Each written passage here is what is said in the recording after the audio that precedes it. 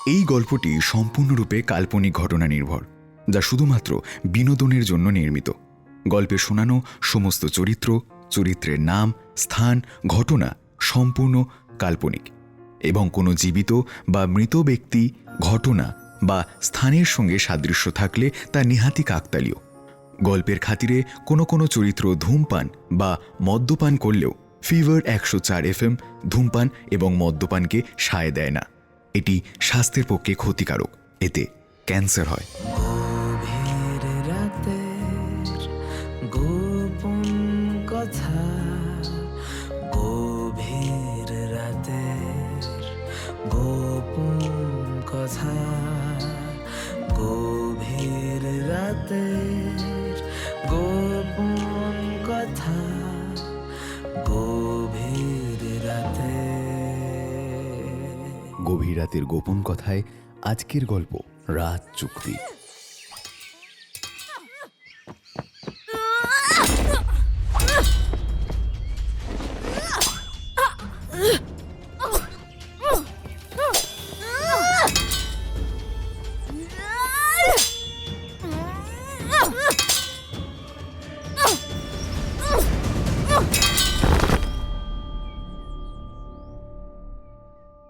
রাজকুমারীর ঘুম বুঝি ঠিক করে হয়নি? আজ তেজ কম। রাজকুমারী ঐশ্বর্যা চোখ বন্ধ করেও সমান তেজে তলোয়ার চালাতে পারে জুই। আমার তেজ নিয়ে চিন্তিত হতে হবে না।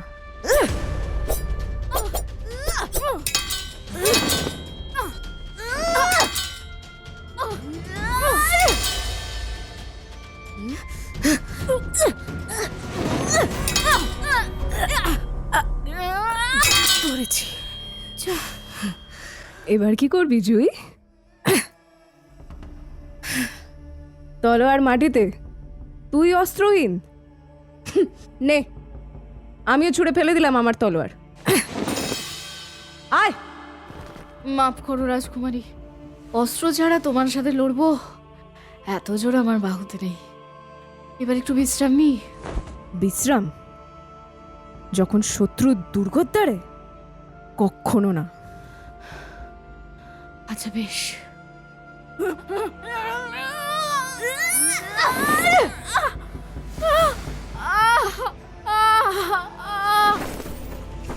উঠে পড়। নে নে নে, আবার আক্রমণ কর। তোর তেজ ঠিক আছে। ভুলটা তোর পায়ে। তোর পা যেন লোকনৃত্যে মত্ত, রণনৃত্যে নয়। দেখ, আমি দেখাচ্ছি। এইভাবে। কত শক্তি নেই আমার দেহে রাজকুমারী।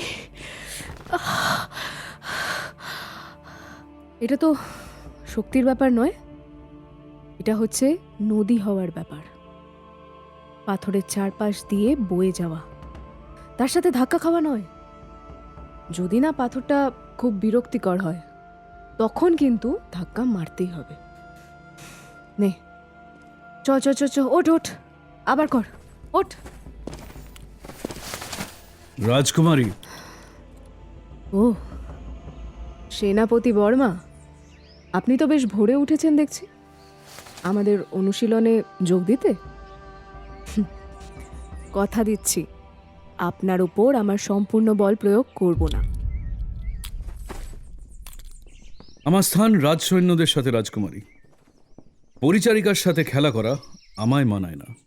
আপনার পিতা আপনাকে ডেকে পাঠিয়েছেন অবিলম্বে। অবিলম্বে? আমাকে তলব করা হলে সবসময় অবিলম্বেই হয়। তা কি বিষয় তলব? প্রতিবেশী রাজ্যের রাজা রাজবংশ পালের একমাত্র ছেলে অর্জুন পালের সাথে আমার বিবাহ, তাই তো? এটা রাষ্ট্রীয় ব্যাপার, আঙিনার আলোচ্য বিষয় না। চলুন।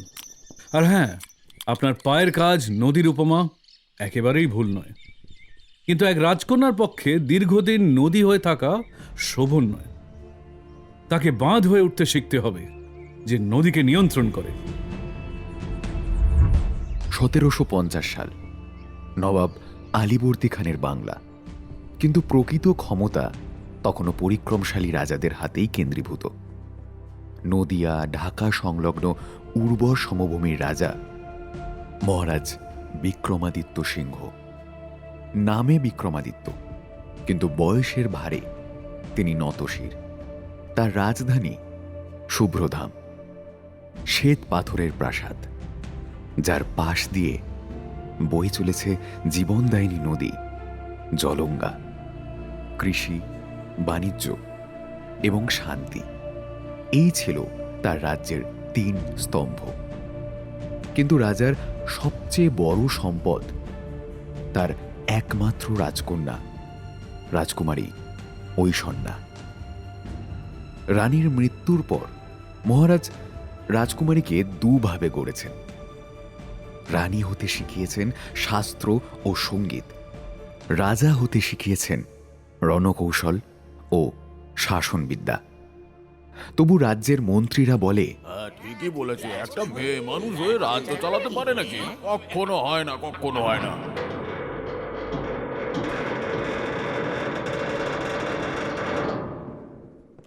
বাবা, আপনি ডেকেছেন? হ্যাঁ, এসো, কাছে এসো। আজ সকালের অনুশীলন কেমন হলো? সেনাপতি বর্মা বলছিলেন তুমি নাকি জমিকে মাটিতে ফেলে দিয়েছো। ওর পায়ের কাজ এখনো ঠিক হয়নি বাবা। ওর পায়ের কাজ লোকনৃত্যর মতো। লোকনৃত্য, লোকনৃত্য, রণনৃত্য, জীবনে অনেক নৃত্যই আমাদের করতে হয়। কিছু নাচ আমরা বেছে নিই, আবার কিছু নাচ আমাদের বেছে নেয়। শোনো মা, জলঙ্গা নদীর জল আটকে রেখেছে রাজবংশ পাল। আমাদের জমিগুলো সব শুকিয়ে কাঠ হয়ে যাচ্ছে। প্রত্যেক দিন প্রজারা দরবারে এসে বলে, মহারাজ জল দিন, নইলে ফসল সব মরে যাবে। তাহলে আমরা যুদ্ধ করছি না কেন বাবা? আপনি আমায় যুদ্ধ শিখিয়েছেন, আপনি অনুমতি করুন, আমি আমাদের সেনাদের নিয়ে। যুদ্ধ? হ্যাঁ। কি দিয়ে যুদ্ধ করব? লৌহগড়ের সেনাদের হাতে আধুনিক বন্দুক, ইউরোপীয় কামান, আর আমাদের তলোয়ার, বল্লম, আর কিছু পুরনো তোপ। আর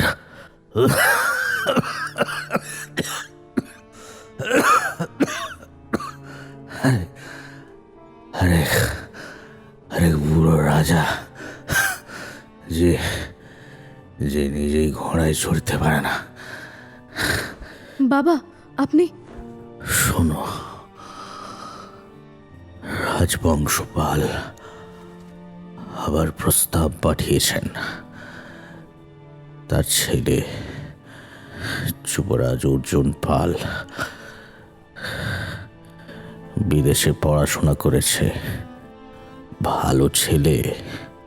তার সাথে তোমার বিয়ে হলে জলঙ্গার বাঁধ খুলে দেওয়া হবে, 2 রাজ্যের মধ্যে শান্তি স্থাপিত হবে। তুমিও থাকবে একটি সমৃদ্ধ রাজ্যে, একজন শিক্ষিত স্বামীর পাশে।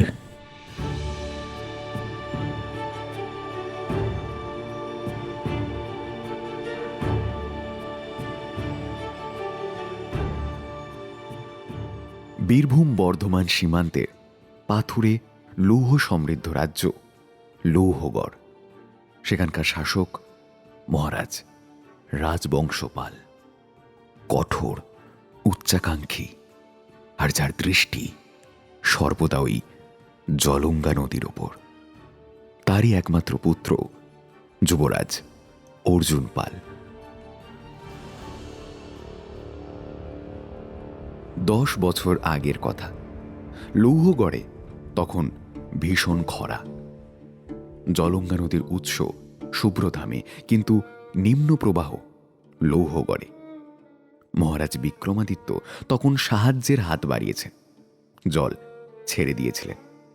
কিন্তু লৌহগড়ের রাজা রাজবংশপাল চেয়েছিলেন স্থায়ী নিয়ন্ত্রণ। এক রাতে লৌহগড়ের সৈন্যরা নদীর একটা শাখা বাঁধ দিয়ে ঘুরিয়ে দিল নিজেদের দিকে। ফলে শুভ্রধামের হাজার হাজার বিঘা জমি জলশূন্য হয়ে পড়ল। তৈরি হলো যুদ্ধ পরিস্থিতি। তখন নবাব আলীবর্দী খান হস্তক্ষেপ করলেন, বুঝিয়ে দিলেন যুদ্ধ করলে ক্ষমতা হারাবে দুই রাজ্যই। তাই যুদ্ধ থামলেও বিদ্বেষ থামল না। জল এখনো বন্ধ, শত্রুতা এখনো টাটকা। কিন্তু মহারাজ বিক্রমাদিত্য এখন অসুস্থ, শয্যাশায়ী। রাজবংশপাল দেখলেন এই সুযোগ, যুদ্ধ নয়, বেছে নিলেন কূটনীতি। তিনি প্রস্তাব পাঠালেন বৈবাহিক মৈত্রীর। তার পুত্র অর্জুন পালের সাথে রাজা বিক্রমাদিত্যের কন্যা ঐশন্যার বিয়ে। নামে মৈত্রী হলেও এই পরিকল্পনা ছিল আসলে রাজ্যগ্রাসের ফাঁদ। মহারাজ বিক্রমাদিত্য সবটা বুঝতে পারছেন, কিন্তু বিকল্প কি?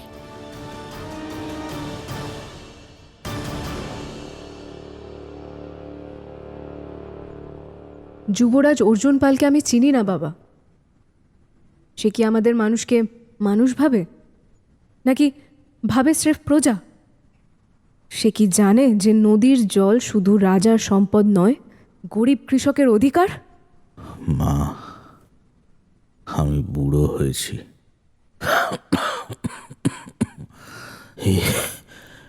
এই কাশি আমি আর কতদিন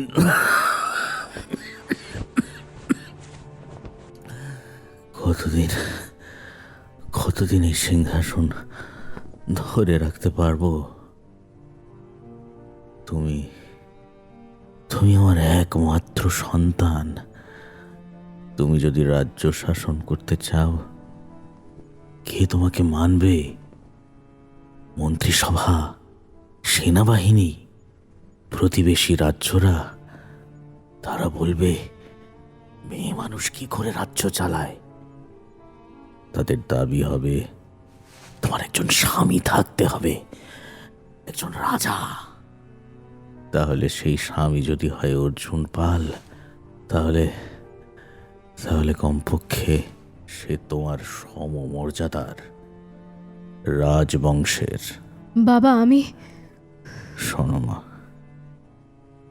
এ রাজ্যের দায়িত্ব তো আমার একা নয়, এটা আমাদের পূর্বপুরুষের রক্তে কেনা সম্পদ। আমার চোখ বন্ধ হওয়ার আগে আমি যেন দেখতে পাই আমার মেয়ে নিরাপদ, এই রাজ্য নিরাপদ। জলঙ্গার জল আবার মুক্ত, শুভ্রধামের মাঠগুলো আবার সবুজ। এটাই আমার শেষ ইচ্ছে মা, এটাই আমার শেষ ইচ্ছে। প্রতিজ্ঞা করো, এই বুড়ো বাবার জন্য, এ রাজ্যের হাজার হাজার প্রজাদের জন্য। বিবাহটা কাগজে কলমে হোক, কিন্তু তুমি তো রাজকুমারী ঐশন্যা সিংহ। তুমি নিজের পথ নিজেই তৈরি করে নেবে, ঠিক? এটা আমি জানি। শুধু আমাকে এই শান্তিটুকু দাও, আমাকে নিশ্চিন্তে চোখটা বুঝতে দাও, কথা দাও। আমি নিশ্চিত এটা আপনার একটা কৌশল বাবা। আপনি জানেন আমি আপনাকে না বলতে পারবো না। না না না, এটা কৌশল নয় মা, এটা একটা বাবার শেষ লড়াই। ঠিক আছে, আমি এই বিবাহে রাজি, কিন্তু একটা শর্তে। শর্ত? বলো, কি শর্ত? বিবাহের আগে যুবরাজ অর্জুন পালকে 6 মাস কাটাতে হবে আমাদের শুভ্রধামে, আমাদের আমাদের প্রজাদের মধ্যে। আমাদের সংস্কৃতি বুঝতে হবে। যদি সে সত্যি ভালো মানুষ হয় তবেই বিয়ে। আচ্ছা, বেশ, এটা এটা যুক্তিসঙ্গত। রাজবংশপাল সম্মত হবেন নিশ্চয়ই, কিন্তু সাবধান, রাজনীতির খেলা কিন্তু শুরু হয়ে গেছে। তুমি যেন হারিয়ে না যাও। হারিয়ে যাব না বাবা, বরং হয়তো আমিই পেয়ে যাব এমন এক অস্ত্র যা রাজবংশপালের সব লোহার অস্ত্রকে হার মানাবে। কি সেই অস্ত্র? সত্য। আসি।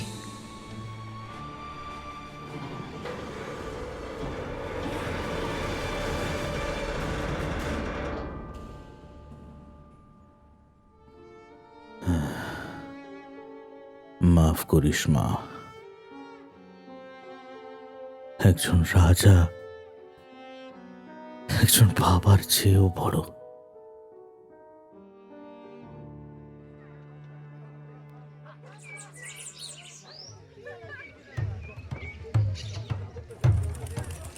শোনো শোনো শোনো,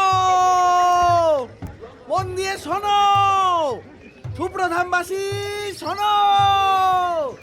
আমাদের মহারাজ বিক্রমাদিত্য সিংহ লৌহগড়ের রাজা রাজবংশ পালের সাথে সন্ধি সূত্রে আবদ্ধ হচ্ছেন। আমাদের রাজকুমারী ঐশ্বর্যার বিবাহ স্থির হয়েছে লৌহগড়ের যুবরাজ অর্জুন পালের সাথে। এতে দুই রাজ্যের দীর্ঘ বিবাদ মিটবে, জলঙ্গা নদীর বাঁধ খুলে দেওয়া হবে, আমাদের জমি আবার উর্বর হবে। জয় হোক মহারাজের, জয় রাজকুমারীর। শেষ পর্যন্ত আমরা জল পাবো বল, ভগবানের অশেষ কৃপা। হ্যাঁ, রাজকুমারীও কত সুখে থাকবে। যুবরাজ অর্জুন পালের সাথে বিবাহ বলে কথা। ব্যবসাও বাড়বে বুঝলে, দুই রাজ্যের বাণিজ্য হবে। কি গো, মিষ্টি মুখ করাও সবাইকে, মিষ্টি দাও। রাজ্যের মানুষের খুশির তখন অন্ত নেই। খবর পাওয়া মাত্র বাজারে মিষ্টি বিতরণ শুরু হয়। কিন্তু বাজারের এক কোণে এক যুবক চুপচাপ বসে আছে। তার সামনে রং, তুলি আর ক্যানভাস। সে মিষ্টি নেয় না, সে কোনো উল্লাসে যোগ দেয় না। হ্যাঁ, খুব ভালো কথা। মেয়েটাকে বিয়ের নামে বেচে দাও আর জল ফিরে পাও। রাজনীতির বাজারে নারীর দাম একটা বাঁধের সমান। এই, এরকম কথা বলতে আছে নাকি? রাজকুমারী আমাদের জন্য এত বড় ত্যাগ স্বীকার করছেন, আর তুমি ত্যাগ?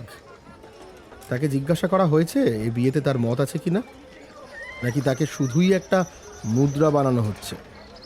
জল পাওয়ার আর কোনো উপায় নেই? রাজা কেন লড়াই না করে বসে আছে? ছি ছি ছি ছি ছি ছি ছি। রাজ দরবারের কথা এত উঁচু গলায় বলতে নেই হে ছোকরা। এই তুমি কে হে কে? এই তো কদিন হলো ভবঘুরে হয়ে এই রাজ্যে এসেছো। তুমি শিল্পী সেজে রাজনীতি শেখাবে রাজাকে? হ্যাঁ, আপনার আঁকাটা খুব সুন্দর, ভারী কষ্টের। আর্ট কষ্ট না দেখালে তা আর্ট হয় না। এটা প্রতিবাদ। কিসের বিরুদ্ধে প্রতিবাদ? সেই ব্যবস্থার বিরুদ্ধে যেখানে সমস্যার সমাধান হয় একজন মেয়ের জীবনের বিনিময়। আপনি আপনি মনে করেন রাজকুমারী এই বিয়ে চায় না? কে জানে, তিনি কি চান তিনিই জানেন। হয়তো তিনিও ভাবেন এটাই তার কর্তব্য। কিন্তু কর্তব্য আর ইচ্ছে এক জিনিস তো হতে পারে না। আমার এই ছবিতে এই জলঙ্গা নদীটাকেই দেখুন না, তাকে জোর করে বাঁধ দিয়ে আটকানো হয়েছে। সে কি চায় আটকা থাকতে? না, নাকি সে চায় মুক্ত হয়ে বয়ে যেতে? মেয়েটির মনে হঠাৎ যেন কেউ সজোরে এসে ধাক্কা মারল। বাইরের নেহাতি অচেনা এক যুবক তার মনের সেই কথা বুঝতে পারে, যা তার বাবাও বোঝেন না। হ্যাঁ, সাধারণ এক যুবতী সেজে যিনি বাজারে দাঁড়িয়ে সেই যুবকের সাথে কথা বলছেন, তিনি আর কেউ নন, স্বয়ং রাজকুমারী ঐশ্বন্যা। এটা তার বহুদিনের অভ্যেস। তিনি মনে করেন সাধারণ মানুষের হাসি, কান্না, আর্তনাদগুলো ওই প্রাসাদের মোটা থাম পেরিয়ে রাজমহলে পৌঁছায় না। তাই তিনি রোজ আসেন এই বাজারে। পরনে থাকে সাধারণ পোশাক আর মুখে ওড়না। সেই যুবক জানেই না রাজকুমারীর ব্যাপারে এতগুলো কথা সে স্বয়ং রাজকুমারীকেই বলছে। আপনি শিল্পী নাকি দার্শনিক? আমি একটু আধটু সবই। আমার নাম বীরেন। গান গাই, ছবি আঁকি, ছড়া ওড়াই, দেশে বিদেশে রাজ্যে রাজ্যে ঘুরে বেড়াই। এক জায়গায় খুব বেশি দিন আমার মন টেকে না, কেন? কারণ বাইরে থেকে সবই সুন্দর লাগে, ভেতরে ঢুকে বুঝতে পারি সেই সুন্দরের ছদ্মবেশে বাস করে আস্ত বড় এক মিথ্যে। যেমন মিথ্যে আপনাদের এই রাজকুমারীর বিয়ে। আপনি রাজকুমারীকে চেনেন? না না, চিনব কিভাবে? দূর থেকে একবার দেখেছি মাত্র, ঘোড়ায় চড়তে। খুব দ্রুত ছুটছিলেন, যেন কেউ তাকে ধরে রাখতে পারবে না। বীরেন এতক্ষণে ঐশ্বন্যার দিকে তাকায়। সরু ওড়নার আড়ালে শুধু তার চোখ দুটি দেখা যায়। বীরেনের তাকানো অদ্ভুত, যেন চোখের দিকে চেয়ে রাজকুমারীর ভেতরটা পুরো পড়ে ফেলেছে সে।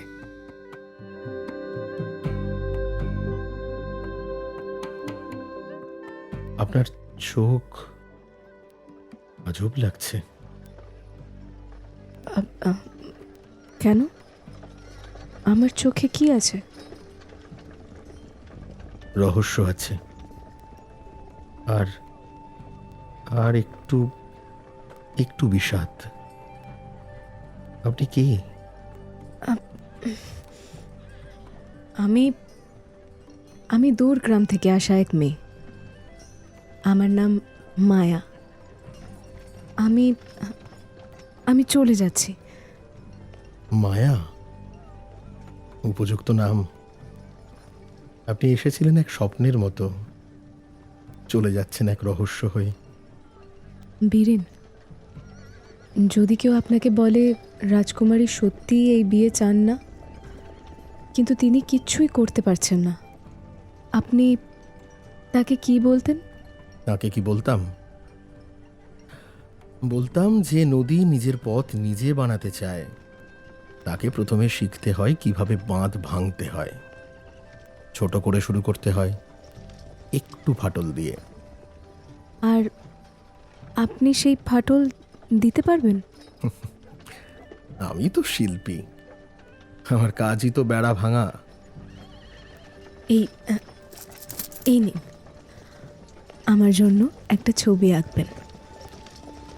সেই ছবি যেখানে নদী মুক্ত, রাজকুমারী মুক্ত। এত স্বর্ণমুদ্রা, এ দিয়ে তো পুরো দোকান কেনা হয়ে যাবে। না, এ দিয়ে শুধু একটা স্বপ্ন কেনা যাবে। দেখা হবে আবার, হ্যাঁ, যখন ছবি শেষ হবে। ঐশ্বন্যা দ্রুত বাজারের ভিড়ে মিশে যায়, আর বীরেন মুদ্রাটা হাতে নিয়ে ঠায় দাঁড়িয়ে থেকে যায়। তারপর সে তার ক্যানভাসে ঝুঁকে পড়ে, আগের নদীর ছবি মুছে নতুন করে আঁকতে শুরু করে। আর মনে মনে সে ভাবে কেবল একটাই কথা, মায়া, মায়া তুমি কে? আর রাজকুমারী, তুমি কি সত্যিই আটকা পড়েছো?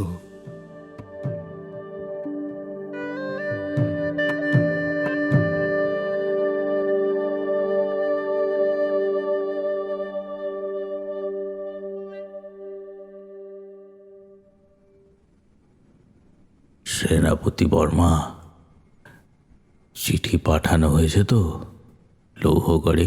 হ্যাঁ মহারাজ, 3 দিন আগেই দুধ গেছে, আপনার সব শর্ত সহ। শর্তগুলো সব স্পষ্ট করে লেখা ছিল তো? যুবরাজ অর্জুন পালকে আসতে হবে শুভ্রধামে, বিবাহের আগে 6 মাস এখানে থাকতে হবে, আমাদের প্রজাদের মধ্যে, আমাদের রীতিতে। প্রতিটি শব্দ মহারাজ আমি নিজেই লিখেছিলাম, কিন্তু কিন্তু কোনো উত্তর পাইনি এখনো। দুধ ফিরে এসেছে খালি হাতেই, শুধু বলেছে রাজবংশ পাল মহাশয় চিঠি পেয়েছেন। কিছুটা অস্বাভাবিক লাগছে না সেনাপতি বর্মা? রাজবংশ পাল, যিনি প্রতিটি সুযোগে নিজের আধিপত্য দেখান, তিনি এতটা নীরব। হয়তো ভাবছেন মহারাজ, কিংবা হয়তো তার ছেলেই রাজি নয়। সে বিদেশে পড়েছে, নতুন চিন্তাধারা, হয়তো বিয়েতে আগ্রহই নেই। না, রাজবংশ পাল যদি সত্যি তার ছেলের আগ্রহ নিয়ে চিন্তা করতেন, তাহলে প্রথমেই বিবাহের প্রস্তাব দিতেন না। এটা তো তার জন্য সুযোগ, জলঙ্গা দখলের সবচেয়ে সোজা উপায়। তাহলে আমাদের কি করা উচিত? রাজকুমারীকে সতর্ক করা? ওই সন্ন্যাকে, সে এখন নিজের যুদ্ধে ব্যস্ত। আমি দেখতে পাচ্ছি তার চোখে এক অদ্ভুত জেদ। সে এই বিয়ে থামানোর জন্য কোনো না কোনো পথ নিশ্চয়ই খুঁজবে। আপনি বলেন কি মহারাজ? রাজকুমারী যদি বিবাহ বাতিল করে? তাহলে যুদ্ধ হবে, আমি জানি। কিন্তু বর্মা, কখনো কখনো সরাসরি যুদ্ধই ভালো।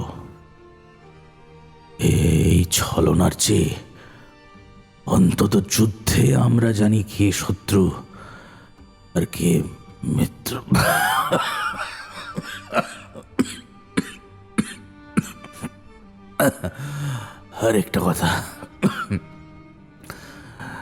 আরেকটা কথা সেনাপতি বর্মা, ওই সন্না এই কয়েকদিন প্রায় বেরোচ্ছে ছদ্মবেশে। তুমি কি জানো সে কোথায় যায়? মহারাজ, আমি রাজকুমারীকে অনুসরণ করিনি। তিনি যদি গোপনে যেতে চান। ঠিক করেছ, তার স্বাধীনতায় হস্তক্ষেপ করার দরকার নেই। কিন্তু আমার একটা আশঙ্কা হয়। আপনি মনে করেন রাজকুমারী বিপদে? প্রেম ভালোবাসা সবচেয়ে বড় রাজনৈতিক ঝুঁকি। তুমি জানো, প্রেম মানুষকে বুদ্ধিমানও করে, আবার অন্ধও করে। তাহলে নির্দেশ দিন মহারাজ, আমি গোপনে পাহারা দিই। না, এখনই কোনো পাহারা নয়, শুধু প্রস্তুত থাকো। আমার মনে হয় খুব শীঘ্রই এমন কিছু ঘটবে যা আমাদের পুরনো সব হিসেব নিকেশ পাল্টে দেবে। আর সেদিন আমাকে হয়তো একটা কঠিন সিদ্ধান্ত নিতে হবে। আমার কন্যার সুখ নাকি আমার রাজ্যের নিরাপত্তা?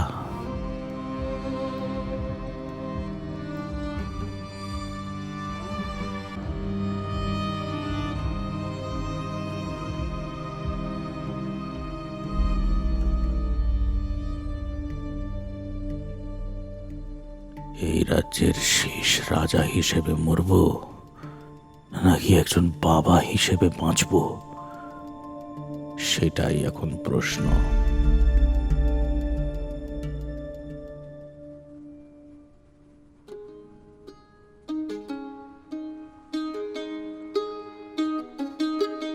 ওগো নদী, সৃজন ছন্দে চলেছ শত শত ক্রোশ দূরে। তুমি কি কেবলই বহমান? চলন্ত ইতিহাস তুমি। লঘুপলিতে অবিরাম করেছ জন্ম মৃত্যুর গণনা, বয়ে নিয়ে চলো শত আর্তনাদ, শত ভাঙন, কত কত ভালোবাসার গভীর ভাষা। তুমি কি কি বলি বহমান? কবিতাটা আপনার লেখা? ও আপনি? মায়া না, এটা আমার দাদুর কাছ থেকে শেখা। আসুন দেখুন আজ কি আঁকছি। এটা রাজকুমারী? হ্যাঁ, আমার কল্পনায় রাজকুমারী। ভাবছিলাম যদি সে সত্যিই স্বাধীন হতে চায় তাহলে তার নিজের হাতেই তো শিকল ভাঙতে হবে, বাইরের কেউ তো তা করে দিতে পারবে না। আপনার মনে হয় না রাজকুমারীকে আপনি একটু বেশি আদর্শবাদী ভাবছেন? কেন, সে কি আদর্শবাদী নয়? সে সে তো শুধুই একজন মেয়ে, যে হয়তো চায় কিছু করতে কিন্তু পারছে না, বাধা অনেক। আপনাকে আজ কিছুটা বিষণ্ণ লাগছে, কিছু হয়েছে? না, হ্যাঁ, মানে আমার বিয়ে ঠিক হয়েছে। আমার বাবা চেয়েছেন। ও, আপনি চান না? না, চাই না, কারণ আমি ভালোবাসতে চাই, বাধ্য হয়ে কাউকে বিয়ে করতে চাই না। এতক্ষণ ছবি আঁকতে আঁকতেই বীরেন কথাগুলো বলছিল। এবারে বীরেনের হাতের তুলি থেমে যায়। সে মায়ার দিকে তাকায়, যেন প্রথমবার দেখছে তাকে। আপনি আপনি আপনি সত্যি ভিন্ন। সাধারণ মেয়েরা বলে বাবা যা ঠিক করবে তাই, কিন্তু আপনি সত্যি। আপনি বুঝবেন না মেয়ের জীবন কতটা। বুঝি। আমার মা, তার এক রাজপরিবারে বিয়ে হয়েছিল। জানেন, আমি তাকে কখনো সত্যিকারের হাসতে দেখিনি। তিনি মারা গেছেন যুবতী বয়সেই, মনে হয় ভালোবাসার অভাবেই।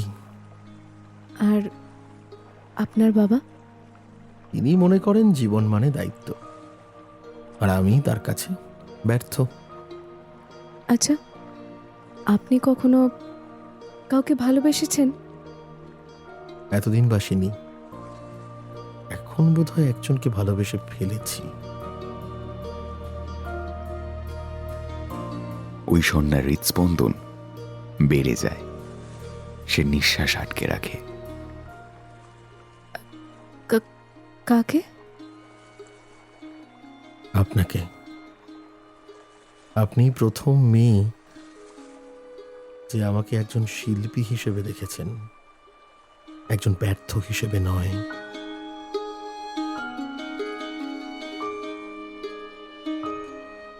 ঐশ্বন্যা কিছু বলেন না।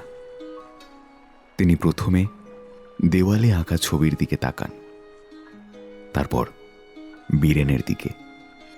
তার চোখ জলে ভরে আসে। ভয় পেলেন? মাফ করবেন, আমি কিন্তু না, ভয় পাইনি। শুধু ভাবছি জীবন যদি সত্যিই সহজ হতো। আজ আসি। মায়া, আগামীকাল এই সময় আবার আসবেন? আমি এই ছবিটা শেষ করব আপনার জন্য। আসবো যদি পারি।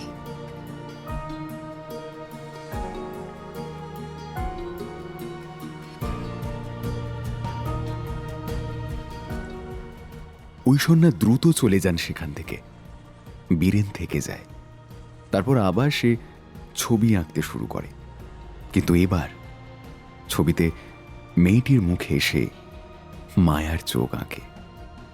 তার মন অস্থির। কি চলছে তার মনের ভেতর? কি তাকে এত ভাবাচ্ছে? মায়ার ওই চোখ দুটো, নাকি বাবার সাথে হওয়া কথাগুলো? তার বাবা আর কেউ নন, লৌহগড়ের রাজা রাজবংশ পাল।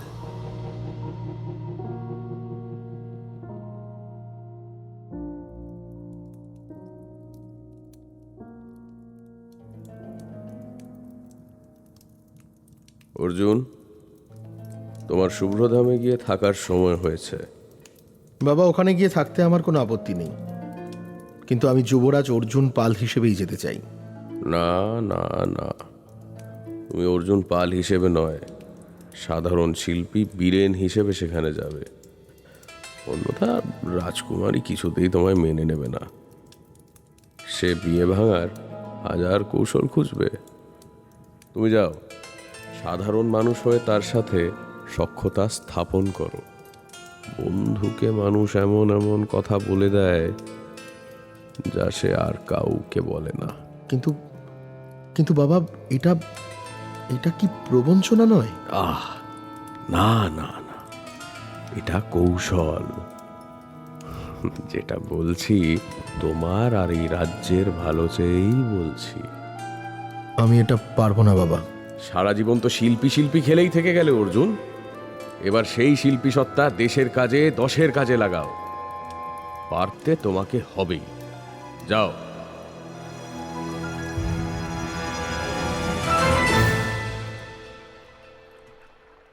নদীর ঘাট, ভোরবেলা। শোনা যাচ্ছে নদীর জলের শব্দ, মাঝির নৌকার পাল তোলার শব্দ, দূরের পাখির ডাক। রাজকুমারী ঐশ্বন্যা ছদ্মবেশে নদীর ধারে বসে আছে। বীরেন দৌড়ে আসে তার কাছে, হাতে একটা ছোট্ট মাটির পাত্র। মায়া, ভেবেছিলাম আসবেন না, দেখুন কি এনেছি আপনার জন্য। তিনি মাটির পাত্রটা খোলেন। ভেতরে তাজা রং বেরঙের ফুলের পাপড়ি ভাসছে। এটা কি? জলের রং।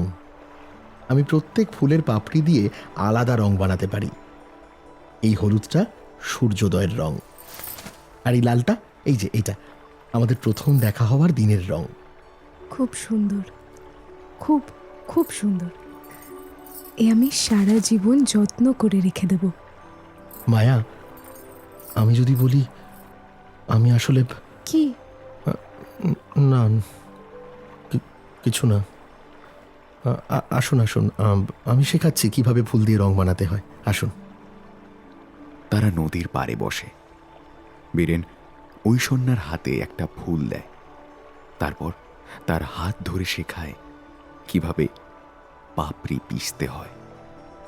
একে অপরের হাতের স্পর্শে উভয়ের হাত কাঁপে। আপনার হাত এত নরম, শিল্পীর হাত। আর আপনার হাত এত দৃঢ়। হঠাৎ ঐশ্বন্যার হাত থেকে ফুলের রসের একটা ফোঁটা বীরেনের হাতে পড়ে। লাল দাগ হয়ে যায় সেখানে। মাপ করবেন। না না, এটা থাক। এটা আমাদের স্মৃতি। ঐশ্বন্যার হাত বীরেন তার নিজের হাতের মধ্যে নেয়। দুজনের হাতেই এখন লাল রঙের দাগ। দুজনের মনেও বুঝি এই একই রং লেগেছে। জানেন, আমার বাবা আমাকে সবসময় বলেন, তুমি নরম, রাজনীতির জন্য তুমি একেবারেই উপযুক্ত নও। নরম থাকতে পারাটাই হয়তো সবচেয়ে বড় শক্তি, কারণ নরম হৃদয় বুঝতে পারে অন্য হৃদয়ের ব্যথা। জানি না কি বেশি আকৃষ্ট করে আমায়, আপনার দুই চোখ, নাকি আপনার এই কথাগুলো, নাকি আপনার এই গন্ধ। বীরেন, যদি যদি আমি কখনো আপনাকে ঠকাই? ঠকাবেন? আপনি? হ্যাঁ, যদি আমার আসল পরিচয়। আপনার আসল পরিচয়? আপনি যদি বলেন আপনি পরীর রানী, তবু আমি বিশ্বাস করে নিতে রাজি। কারণ যার চোখে এত সত্যতা, সে আর যাই হোক মিথ্যে বলতে পারে না। আগামীকাল আমি আর আসতে পারবো না। কেন? কেন, কি হয়েছে? আমার বিয়ের দিন স্থির হয়েছে, আর মাত্র 7 দিন বাকি। বীরেনের মুখ বিবর্ণ হয়ে যায়। সে সহসা হাত ছেড়ে দেয়। আপনি বিয়েটা করবেন? আমি করতে চাই না, কিন্তু কিছু মানুষের কথা ভেবে আমাকে করতে হবে। তাহলে আমরা? শুনুন, আমি চাই আপনি একটা কথা মনে রাখুন। কি কথা? যে মানুষ আমাকে প্রথম মানুষ হিসেবে দেখেছে, শুধু নারী হিসেবে নয়, সে পৃথিবীর সবচেয়ে মূল্যবান মানুষ। আসি। মায়া, মায়া অপেক্ষা করুন। যদি আমি বলি আমি না, কিছু বলবেন না, আর দুর্বল করে দেবেন না। আমাদের হয়তো আর দেখা না করাই ভালো। আসছি। সে দ্রুত চলে যায় নদীর পথে। বীরেন দাঁড়িয়ে থাকে। তার হাতে লাল রঙের দাগটা এখনো লেগে আছে। এ এক অদ্ভুত পরিস্থিতি। বীরেন জানে না মায়াই রাজকুমারী ঐশ্বন্যা, আর ঐশ্বন্যা জানেন না বীরেনই যুবরাজ অর্জুন পাল। জীবনের কি অদ্ভুত পরিহাস! বিয়ে ঠিক হয়েছে অর্জুন পাল আর ঐশ্বন্যা সিংহর, আর ভালোবাসায় জড়িয়েছে তারা দুজনই, শুধু দুটো অন্য নামে, অন্য পরিচয়। বীরেন আর মায়া। রাজা বিক্রমাদিত্যের রাজদরবারে গম্ভীর পরিবেশ। ঢাল, তলোয়ারের ঢংকার, জুতোর শব্দ। লৌহগড়ের রাজা রাজবংশপালের দূতের আগমন হয়।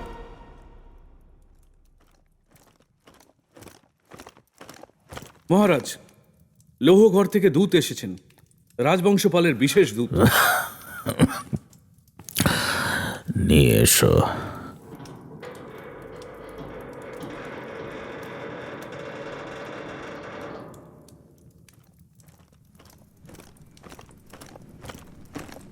প্রণাম প্রণাম মহারাজ বিক্রমাদিত্য সিংহ। আমি মহারাজ রাজবংশপালের পক্ষ থেকে এসেছি।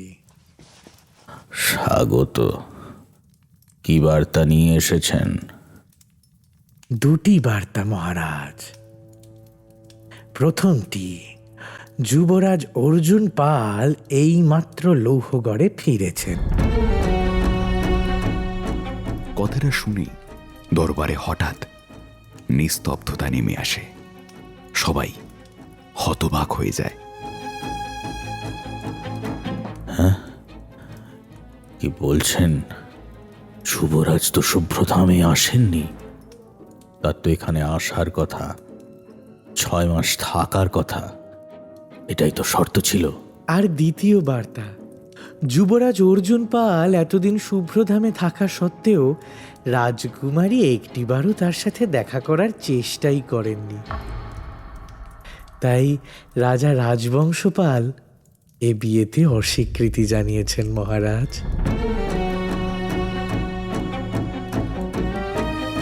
কি? এটা কি বিদ্রূপ? আগে বিদ্রূপ নয় মহারাজ, সত্য। আর এই সত্যের জন্য রাজা রাজবংশপাল একটি প্রস্তাবও দিয়েছেন। কি প্রস্তাব? রাজা মশাই এবং যুবরাজ দুজনেই খুব অপমানিত বোধ করেছেন। জলঙ্গা নদীর বাঁধ চিরস্থায়ীভাবে রেখে দেওয়ার সিদ্ধান্ত নিয়েছেন মহারাজ। হ্যাঁ, যদি জল পেতে চান তাহলে উপায় যুদ্ধ, অথবা... কি হলো? থামলেন কেন? অথবা কি? অথবা রাজকুমারী নিজে লৌহগড়ে এসে ক্ষমা চাইবেন এই অপমানের জন্য। আরে একটা কথা বললে এক্ষুনি কারাগারে পড়ব। এত বড় সাহস! আমি যাব।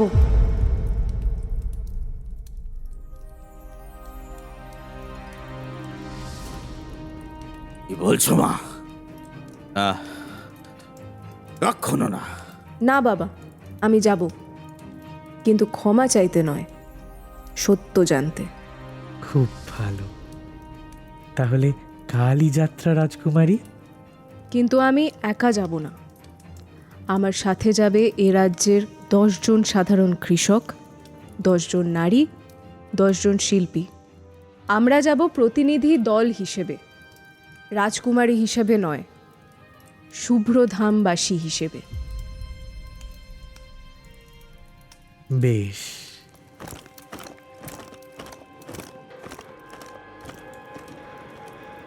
এই বলে দূত চলে যায়, কিন্তু দরবারের সকলে চিন্তিত হয়ে পড়ে। মা, এটা বিপদ। তুমি শত্রুর দেশে যাচ্ছ। বাবা, শত্রুকে জানতে হলে তো তার ঘরে যেতে হয়। এই কথা তো আমার আপনার থেকেই শেখা। রাজকুমারী, আমরা গোপনে সৈন্য পাঠাবো আপনার নিরাপত্তার জন্য। না সেনাপতি, কোনো সৈন্য নয়। যদি সত্যি শান্তি চাই তাহলে বিশ্বাস দেখাতে হবে। আমি বিশ্বাস করব মানুষে মানুষে শত্রুতা থাকতে পারে না। আসি বাবা, আশীর্বাদ করবেন। বেশ, দীর্ঘজীবী হও। সেনাপতি বর্মা, আমার মেয়ে, সে আমার চেয়েও বড় রাজনীতিবিদ হয়ে উঠেছে, কিন্তু ভয় হয় এই বিশ্বাস তাকে কাঁদাবে।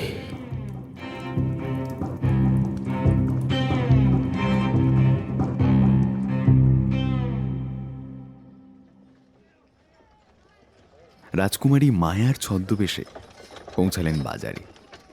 আজ তার বীরেনকে খুব দরকার। সে সব খুলে বলতে প্রস্তুত। বীরেনকে এই যুদ্ধে পাশে পেতে চান তিনি, কিন্তু বাজারে এসে দেখেন বীরেন সেখানে নেই। বাজারের ওই এক কোণে কোনো ছবি নেই, কোনো রং নেই, শুধু পুরনো অর্ধেক মুছে যাওয়া কিছু রেখা। কৈশন্যা কিছুক্ষণ দাঁড়িয়ে থাকেন বিমূঢ় হয়ে, তারপর আশেপাশের দোকানদারদের জিজ্ঞেস করতে শুরু করেন, দাদা, ওই ছবি আঁকা ছেলেটা বীরেন, সে আজ আসেনি? ওই শিল্পী ছেলেটা, ও তো চলে গেছে, বলল এ রাজ্যে আর থাকবে না। চলে গেছে? কোথায়? কে জানে কোথায় গেছে। খানা চিঠি দিয়ে গেছে, বলল মায়া নামের কেউ এসে খোঁজ করলে তাকে দিয়ে দিতে। তুমি কি? মায়া? আমি মায়া। দিন, চিঠিটা দিন। কৈশন্যা নিঃশ্বাস রোধ করে কাগজটি খোলে। তাতে লেখা আছে, প্রিয় মায়া, যদি এই চিঠি আপনার হাতে পড়ে তাহলে বুঝবো আপনি ফিরে এসেছেন আমাদের সেই দেয়ালের কাছে, হয়তো আমার ছবির আশায়। কিন্তু আজ কোনো ছবি নেই, শুধু এই কাগজের ওপরে কয়েকটা কথা, যে কথাগুলো মুখে বলার আমি সাহস পাইনি। প্রথমে সত্য বলি, আমার নাম বীরেন নয়, আমি অর্জুন, অর্জুন পাল, লৌহগড়ের যুবরাজ, যার সাথে তোমাদের রাজকুমারীর বিবাহ স্থির হয়েছে। আমি শুভ্রধামে এসেছিলাম এক অন্য অভিপ্রায়ে, আমার বাবার আদেশে, রাজকুমারী ঐশ্বন্যাকে বোঝার জন্য, তার দুর্বলতা খুঁজে বের করার জন্য। রাজনীতির একটা খেলায় আমি ছিলাম একটা ঘুঁটি মাত্র। কিন্তু ভাগ্য সে আমাকে নিয়ে বসিয়েছিল আপনার সামনে। আপনার সাথেই আমি প্রথমবার অনুভব করলাম কেউ আমাকে সত্যিকারের চিনেছে, আমার ভেতরের শিল্পীকে চিনেছে। কিন্তু যখন শুনলাম আপনার বিবাহ স্থির আর আপনি সেই বিবাহে মত দিয়েছেন, আমার সমস্ত জগৎ ভেঙে পড়ল। আমি পারলাম না দেখতে যে আপনি অন্য কারুর সাথে সংসার বাঁধছেন। তাই আমি চলে যাচ্ছি মায়া, ক্ষমা করবেন এই সমস্ত মিথ্যার জন্য। কিন্তু একটা জিনিস মিথ্যা নয় মায়া, প্রতিটি রং, প্রতিটি কবিতা, প্রতিটি মুহূর্তে যে ভালোবাসা জন্ম নিয়েছে সেটা চিরসত্য। বিদায়। ইতি তোমার বীরেন।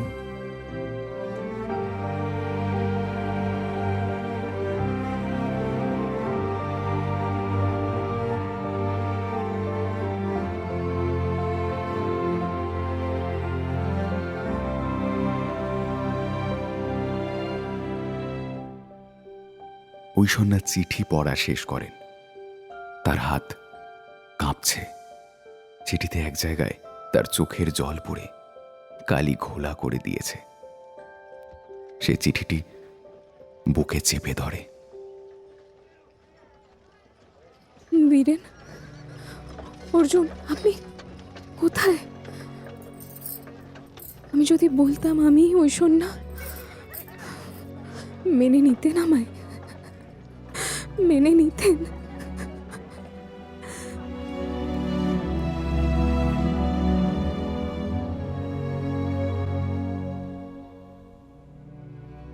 সেই চিঠি নিয়ে আর দুই হৃদয়ের দুই গোপন সত্য নিয়ে ঐশ্বন্যা ফিরে গেল প্রাসাদে।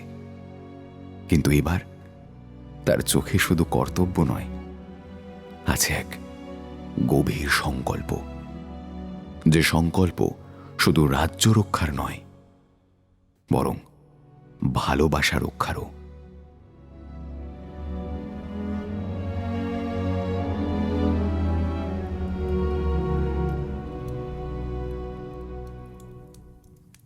লৌহগড় প্রাসাদের শীতল কক্ষ। কক্ষে রাজা রাজবংশপাল একা একটি মানচিত্রের সামনে দাঁড়িয়ে। লোহার দরজা খোলার শব্দ। অর্জুন পাল ওরফে বীরেন দরজা ঠেলে ভেতরে প্রবেশ করে। বাবা, হঠাৎ আমার কক্ষে? কি ব্যাপার? আপনি শুভ্রধামে দুধ পাঠিয়েছেন, বিবাহ বাতিলের ঘোষণা দিয়েছেন, আর বলছেন আমি অপমানিত হয়েছি শুভ্রধামে। এটা মিথ্যে। অর্জুন, রাজনীতিতে সত্য মিথ্যা নেই, আছে প্রয়োজনীয়তা আর সুযোগ। আমি অপমানিত হইনি। আমি রাজকুমারীর খোঁজই করিনি। সেখানে আমি অন্য একজনকে খুঁজে পেয়েছি বাবা। একজনকে। ওই সাধারণ মেয়েটাকে যার সামনে তুমি শিল্পী শিল্পী খেলতে, তাই তো? কি? কোথায় কি হচ্ছে সব খবর রাখা রাজার প্রধান দায়িত্ব। শুভ্রধামে তুমি সময় নষ্ট করেছো একটা মেয়ের পেছনে। মায়া। বাবা, মায়া সে সাধারণ মেয়ে নয় বাবা। চুপ! যাই হোক, ওই সন্না এসে ক্ষমা চাইলে তুমি মুখ বুজে তাকে বিয়ে করবে। অসম্ভব। যদি না করো তাহলে মনে রেখো, এই প্রাসাদের দরজা তোমার জন্য বন্ধ হয়ে যাবে। হয়তো এই প্রাসাদ কোনোদিন আমার জন্য ছিলই না।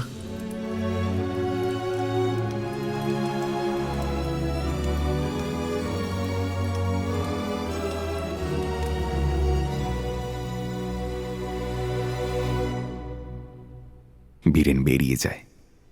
রাজবংশপাল একা দাঁড়িয়ে থাকে।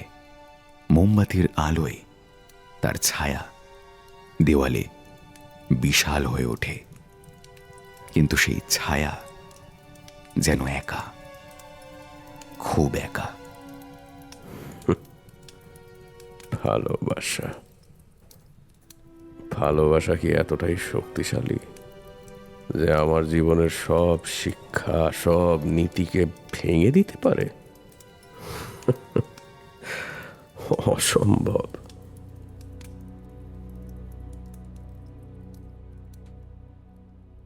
এদিকে লৌহগড়ের দিকে যাত্রাপথে রাজকুমারী ঐশ্বন্যা এবং তার সঙ্গীরা।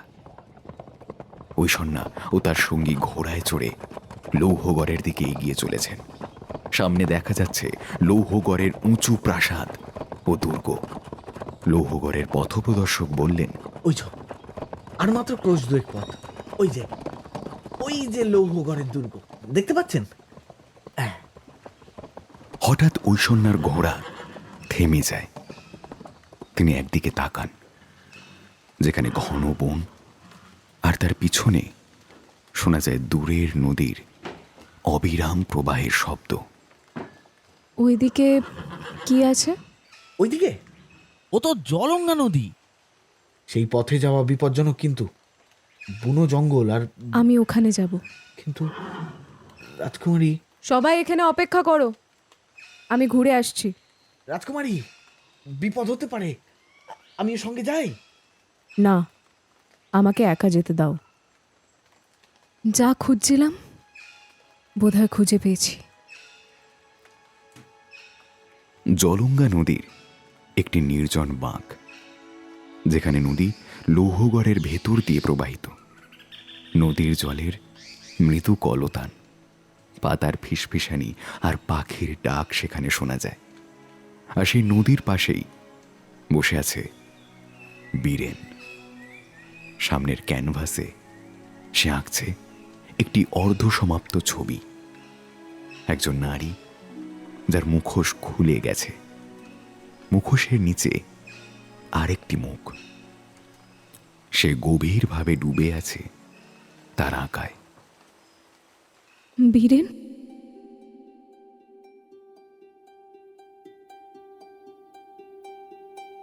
খুব চেনা একটা গলা। বীরেন ফিরে তাকায়, দেখে সেই পরিচিত চোখ, সেই চেনা গন্ধ। কিন্তু আজ সেই চোখের মালকিন রাজকুমারীর পোশাকে। বীরেনের তুলি হাত থেকে পড়ে যায়। সে ধীরে ধীরে উঠে দাঁড়ায়। মায়া? না, আজ আমি মায়া নই বীরেন।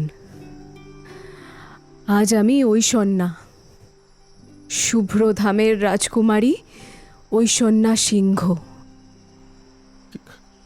কিন্তু কিন্তু তোমার তোমার চোখ, তোমার তোমার চেহারা।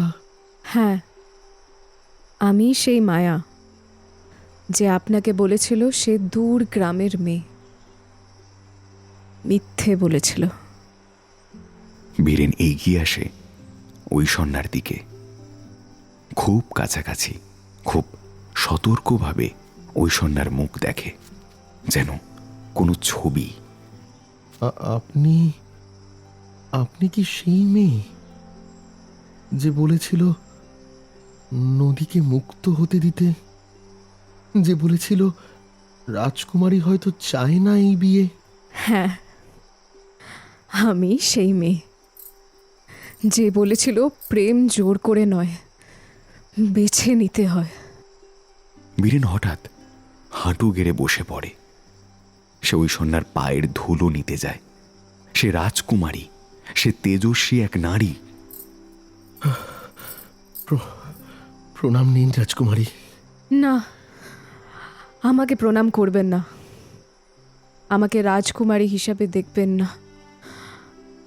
আমাকে আমাকে দেখুন যেমন দেখতেন মায়াকে, সেই চোখ দিয়ে। এতদিন আপনি আমার এত কাছেই ছিলেন। আচ্ছা, আমার লেখা চিঠি আপনি পেয়েছিলেন? প্রতিটি শব্দ, প্রতিটি অক্ষর হৃদয়ে গাঁথা আছে। জানেন, আজ সকালে আমি এই এই ছবিটা আঁকছিলাম। একজন নারী যে মুখোশ খুলে ফেলেছে, আর মুখোশের নিচে তার আসল চেহারা। আর এখন এখন আমি বুঝেছি, মুখোশ আলাদা ছিল না। মায়া আর ঐশ্বন্যা একই মানুষ, শুধু শুধু ভিন্ন পরিচয়। আমি ভয় পেয়েছিলাম, যদি সত্যি বলি আপনি তো পালিয়ে যাবেন। সবার মতো আপনিও আমাকে রাজকুমারীর আসনে বসাবেন, যে আসন যতটা উঁচুতে ততটাই একা। আর আমি ভয় পেয়েছিলাম, যদি সত্যি বলি আপনি আমায় ঘৃণা করবেন। শত হোক আপনার শত্রু দেশের যুবরাজ। তারা পরস্পরকে জড়িয়ে ধরে। নদীর জল যেন তাদের জন্য গান গায়। বাতাসে অদ্ভুত এক সুর খেলে ওঠে। চারপাশের প্রকৃতি সাক্ষী হয়ে থাকে তাদের এই মহামিলনের। এবারই সেই সময় সত্যের মুখোমুখি হওয়ার। আপনি প্রস্তুত? প্রস্তুত।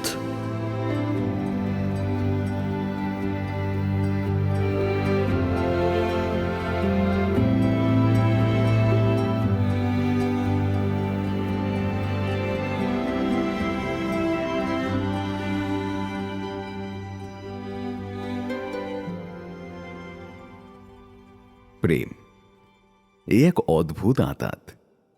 প্রেম এক অদ্ভুত শক্তি। পাথরের ফাটলের মাঝে যে ছোট্ট গাছের সবুজ পাতা মাথা চারা দিয়ে ওঠে, প্রেম সেই সবুজ পাতার মতো।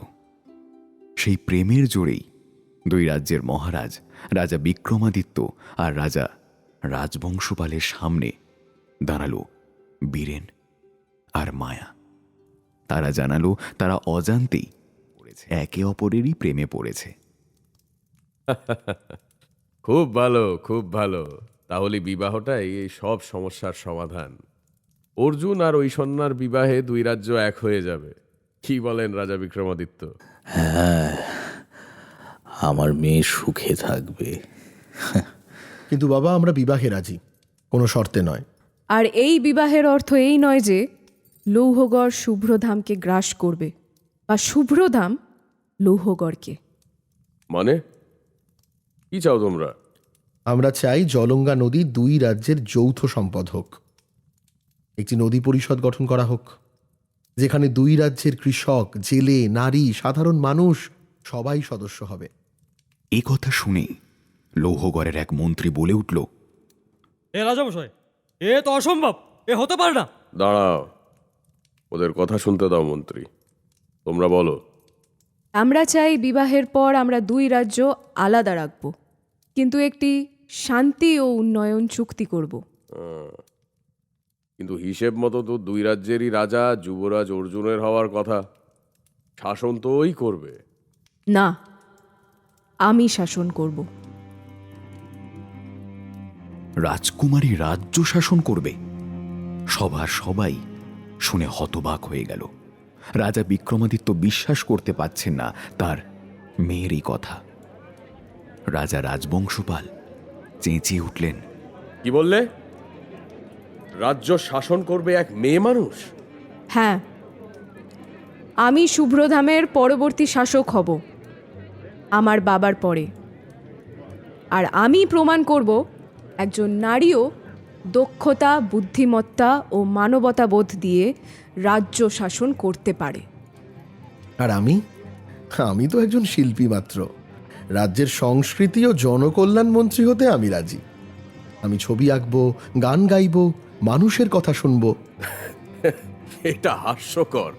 তুমি একটা রাজপুত্র, তোমার কর্তব্য সিংহাসনে বসা, রাজত্ব করা।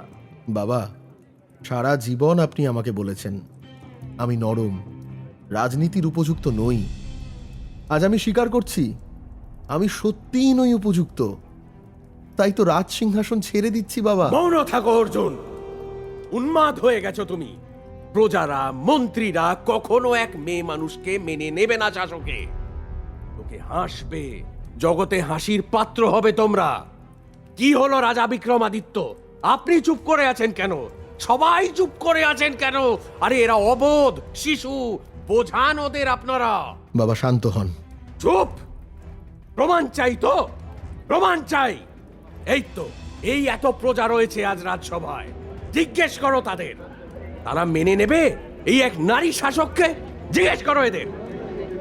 আমরা আমরা আমরা রাজকুমারী ঐশ্বন্যাকে সমর্থন করি। আর আমরা চাই আমাদের রাজকুমারী রাজ্য শাসন করুক। সে আমাদের সাথে মাঠে কাজ করে, আমাদের কথা শোনে। সে আমাদের যুবরাজকে ভালোবাসে, আর যুবরাজ আমাদের ভালোবাসে।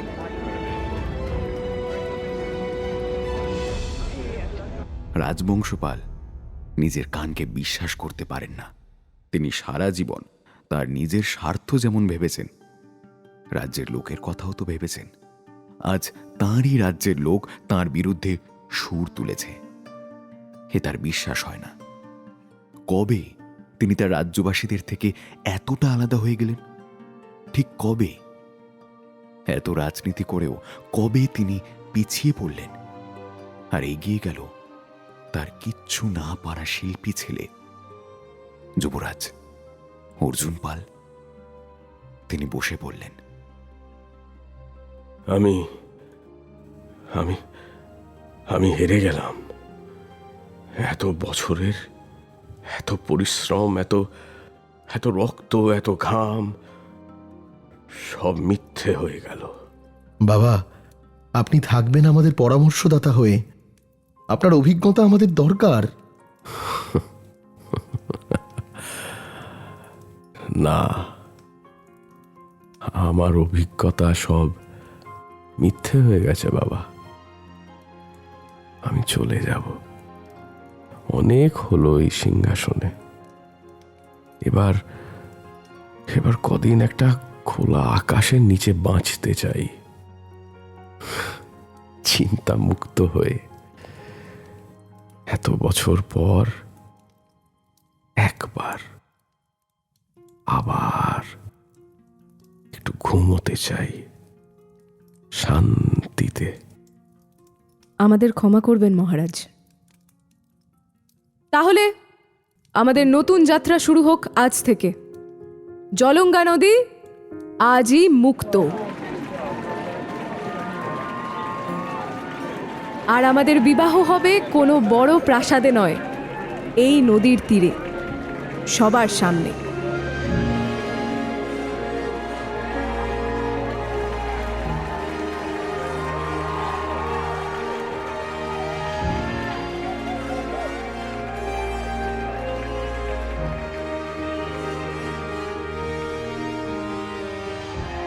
এইভাবে শুরু হলো এক নতুন অধ্যায়, যেখানে নদী শুধু জল বহন করে না, বহন করে সমতার বার্তা।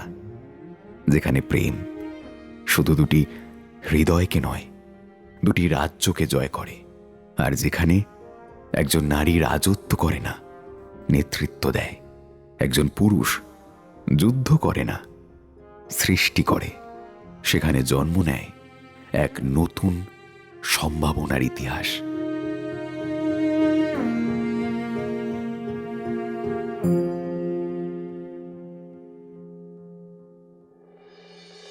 শুনছিলে গভীর রাতের গোপন কথায় আজকের গল্প রাজ চুক্তি।